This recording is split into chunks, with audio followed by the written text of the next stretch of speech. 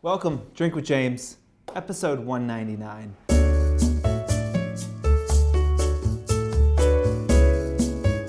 I have been pulling on a thread recently that I want to continue tugging at just a little bit longer and kind of continue to talk about what we were talking about in the last episode, which was observation. Now, before I jump into the episode, I want to say that super excited because this week on Wednesday, we are going to be announcing the 2020 Sephora Squad. If you've been following the show or the influencer space at all over the last couple of years, I'm sure that you have heard of Sephora Squad. Hopefully a lot of you have applied or left testimonials or thought about doing either of those things. Anyway, this is I don't know if I'm really allowed to say it's our favorite campaign, but it's our favorite campaign that we do every year. And one of my favorite weeks of the year is when we get to announce these finalists. It is truly a life-altering partnership for those influencers who are chosen. And I am super excited for everybody to see the 2020 class. So look out for that on Wednesday. Hopefully, though, it's such a big thing that you won't be able to avoid it. Let's go back to that thread we were pulling on, right?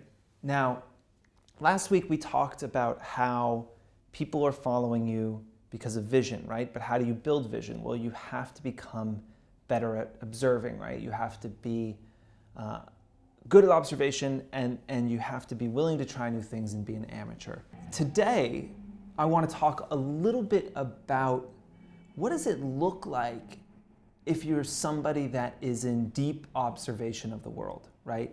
I think some of the greatest geniuses that I look up to were great observers. How does observation manifest itself? I think a lot of times it looks like curiosity and obsession. Those are kind of two things I want to talk about. First, curiosity. Curiosity is, I think, just being open to, again, pulling that thread, to seeing something new.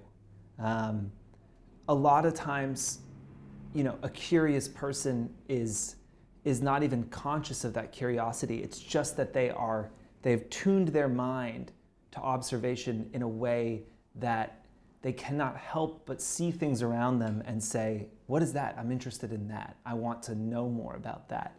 There's a great story of Quentin Tarantino, who obviously, the music in his movies has always been incredible, right? And he was in Japan, he had a flight to catch, he was in a mall somewhere, he went into some, rockabilly store or something, and he heard this song playing in the store. And he had to leave in like an hour, right? And he's in some obscure clothing store in Japan. And he ended up, talking to the store manager and buying the CD from the manager. Because he didn't have time to run to a music store, and he was pretty sure he wasn't going to find that band's CD in America. So he bought the CD from the clerk or from the manager at this store, and that was that song by the 5, 6, 7, 8s, that plays in the Kill Bill fight scene. That's like, woo-hoo, woo-hoo,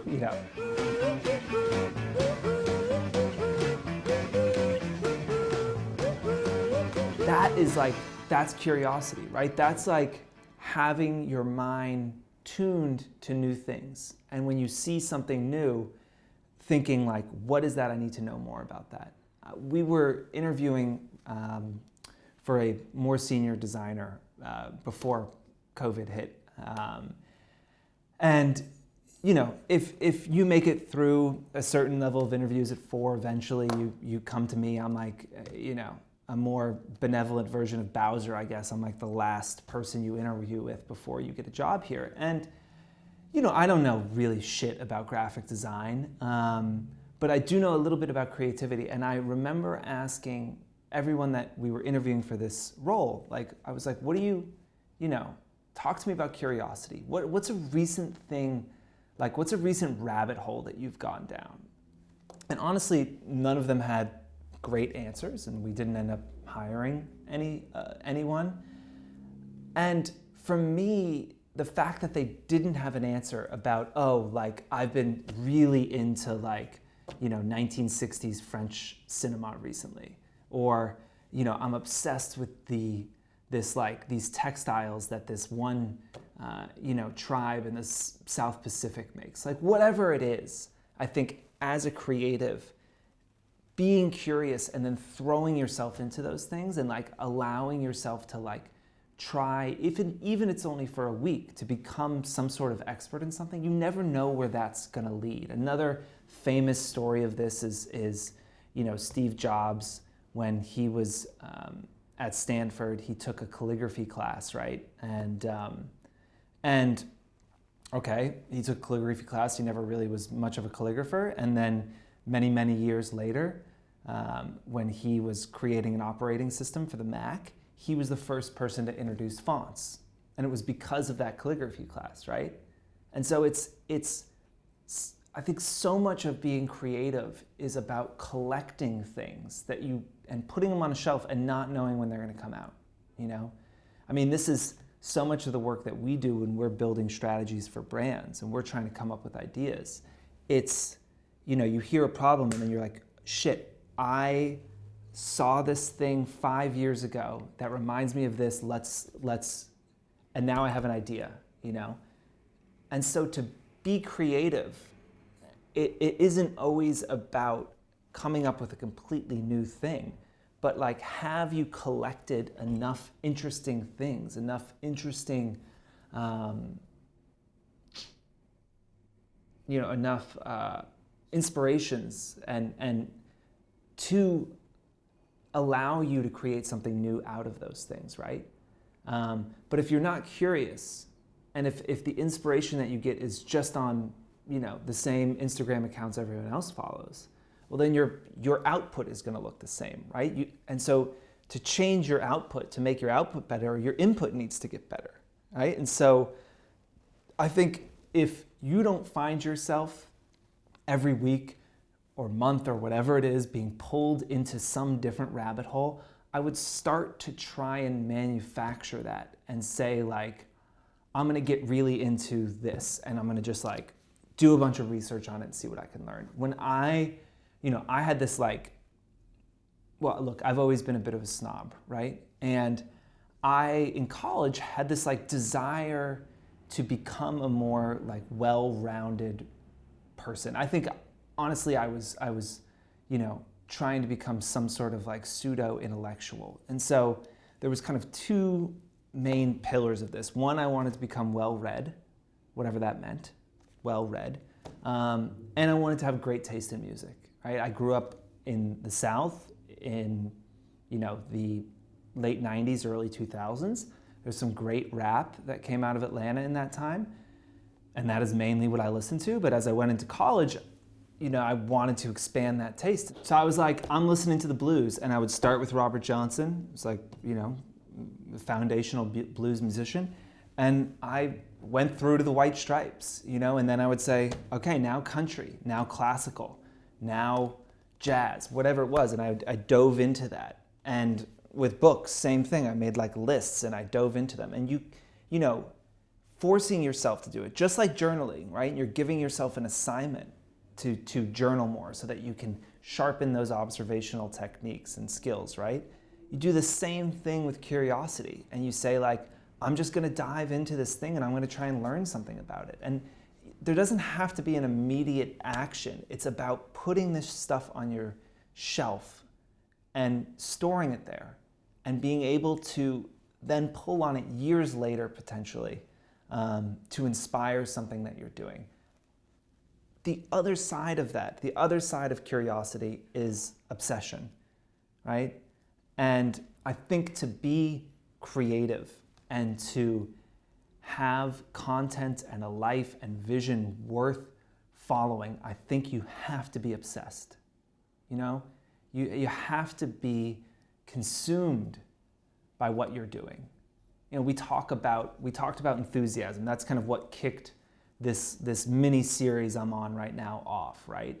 About how you can control the enthusiasm that you bring to your posts, to your content, to your partnerships, to the way that you interact with your community, right? And if you meet someone that is truly obsessed with something and truly passionate about something, they're really, really persuasive, right?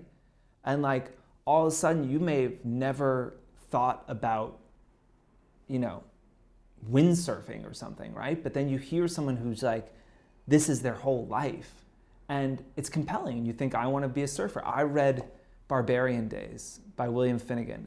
Fucking beautiful book about surfing, right? I've never surfed a day in my life. And I finished that book and I was just like, I have this new life goal. I need to ride inside of a barrel. Absolutely have to do it before I die. I have to surf and be in a barrel, because the way this guy talked about it was transformative, and it was intoxicating, and it made you want to be there, and it was persuasive, right? And that's what you all need to do, right? Your job is persuading people, essentially, and that persuasion so often comes from really believing in what you're talking about, and that comes generally from being obsessed with it, And so as we're in this kind of period where a lot of things are on pause and maybe you're not getting as many brand deals, I think this is the time, if you're feeling detached from your content, to try and become obsessed with it. I know the last couple of weeks I've been talking about Jamie Beck a lot, and maybe it's because she's was recently on the show, but I also think because she's recently done something that is, connected with culture in a very real way. And I saw her today. She just has finished her isolation creation series. 60 days, 60 pieces of art every single day. Pretty grueling project that most people would be happy to be over and ready for a little break. And she was saying how, she was doing 5 hours of email that day and how miserable she was and how she wishes she could just create art. And to me, it was just like, wow, like, you've spent 60 days in a row working. And I know those images take her hours to create and edit. And to do that every single day for 60 days, no break. And to finish and be like, I miss it. I wish I was still doing that. That's obsession, right? That's where you need to get. It needs to become who you are. There's a interview I did on the podcast with a guy named Matt Taylor who started this brand Tracksmith, right? And it's a high-end running brand, beautiful clothing, great marketing, but the whole brand is about obsession. It really is, and he says this in the interview. He's like, look, we definitely alienate people. We have a point of view, and he said that. And I said, like, do you feel like you're alienating people that aren't hardcore runners, right? And he said, it's not about how fast you are. It's about how much space running takes up in your life. And if running is a huge part of your life, if you wake up every day and the way that your day is laid out is impacted by running and when you're going to go for a run, then Tracksmith is a brand for you. If running is an afterthought that you do maybe once or twice a week, if you can fit it in, Tracksmith is not a brand for you. That's about obsession, right? It's not a choice. It's something you have to do to survive, to breathe, right? Like, this time has been so hard for me because what I love doing is interacting with my employees, is problem solving, is, being around people and seeing them grow and going to meetings and talking about our clients' problems and helping to solve them and then seeing those solutions come out in the world. Like, that is like my life. I love that. And I don't have that now. And it's got me feeling pretty down because this is what I love to do. And I think that if you're not feeling that way, if you're not feeling like, shit, like, I need to do this, this is what I love, then I think, and I would argue that a way to reset that is to invest in curiosity. You know, go down some rabbit holes and see where it leads you. You know, because maybe what you need creatively is just a little spark, you know?